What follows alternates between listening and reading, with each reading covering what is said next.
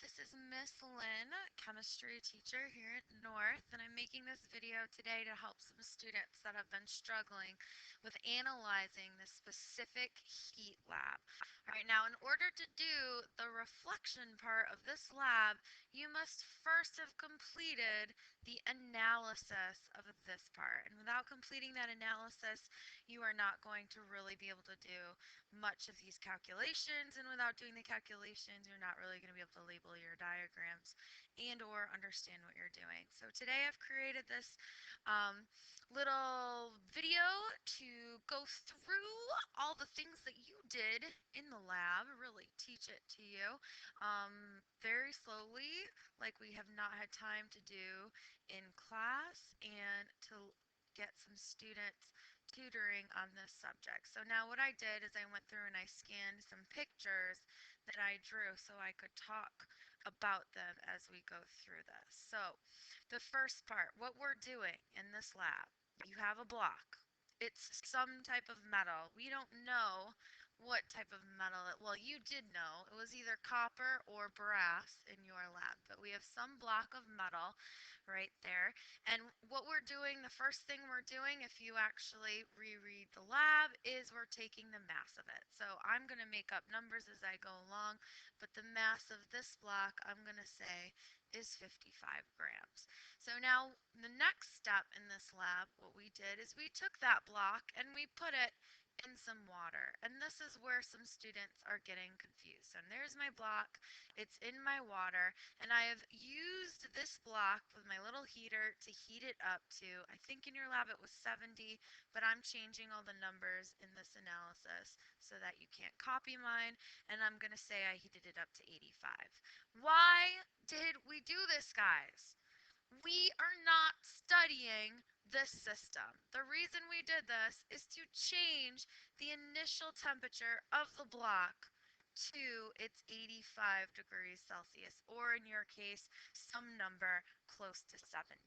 So this is not, I'm crossing this out, this is not the system I'm studying. This is not the system I am doing my calculations on at all. And a lot of you guys are confusing that in the mind.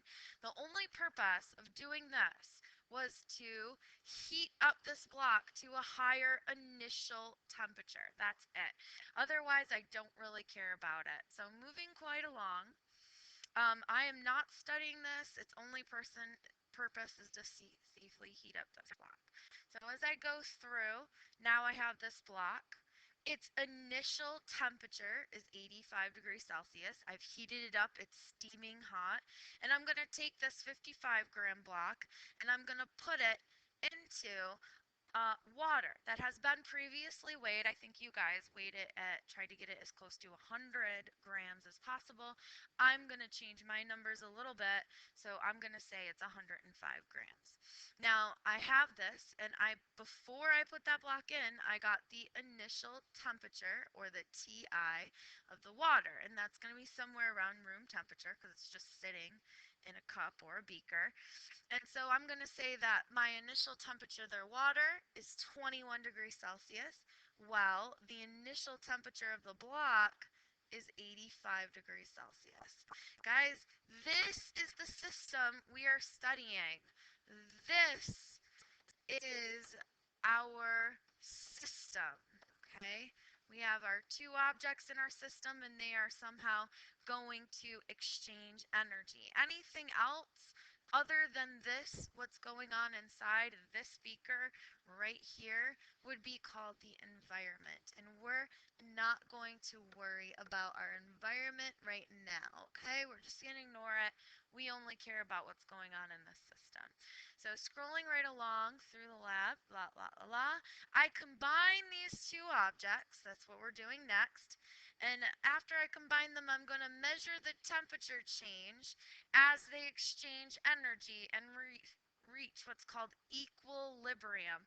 And equilibrium is when both objects have exchanged their energy and they have become equal, like an equal sign. So that's when they both are the same temperature. So scrolling along, let me draw a picture of that showing you what I did. Okay, we've combined them.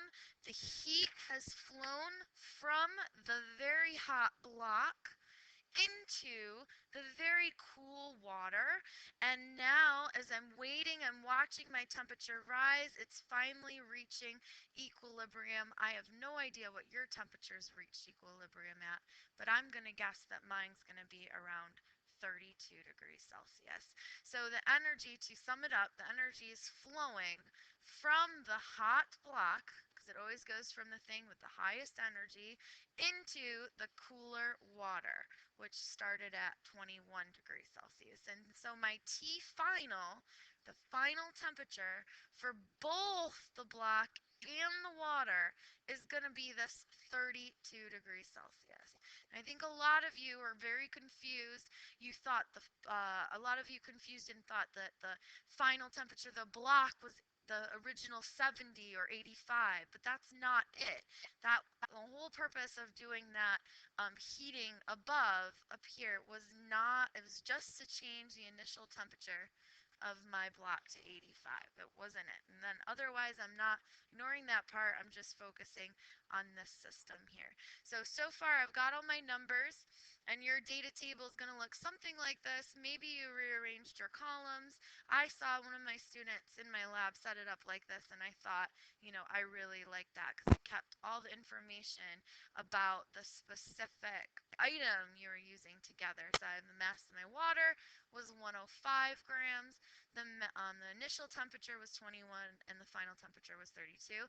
That would make sense because the energy is flowing from the block into the water, and so that temperature would probably increase. And then over here I have my block. Its initial mass was 55 grams. Its TI, before I put it in the water, was 85 degrees Celsius, or in your case 70. And its T final is going to be the same as it was for the water, 32. So now in my classes, we unfortunately never have enough time because I always put everything on odd days. And so we did not have enough time to share our data, but hopefully the other classes got to get some other students' data. So scrolling along, I cannot answer the reflection page right now. I can't do it because I haven't done any of the calculations.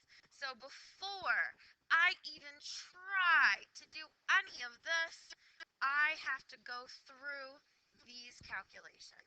And these are going to take you step by step on how to calculate using these numbers that you have gathered in this experiment. So I'm going to go back down and let's go through that analysis so that you know where I'm getting these numbers from and how to plug them in your formulas. So now let's take a look at the original analysis. Blah, blah, that's what I just said. Okay. So energy, number one, it's asking you, I don't remember what it's asking you. Oh, to describe the energy flow from the block into the water between these two things in the system. Okay, so as I look at this, the energy is flowing from the block, from the hotter object, into the water, which is the cooler object, and so therefore has less energy until they reach an equilibrium at 32 degrees Celsius. So I have my block, it's going into the water. I guess I didn't draw the water in here. And the energy always flows from high energy to low energy. And again, we learned this when we talked about enthalpy. Q and enthalpy are the same thing. And remember, enthalpy is usually with an H. But we described when we went over this topic that they mean the same thing, but for whatever reason, because of science, they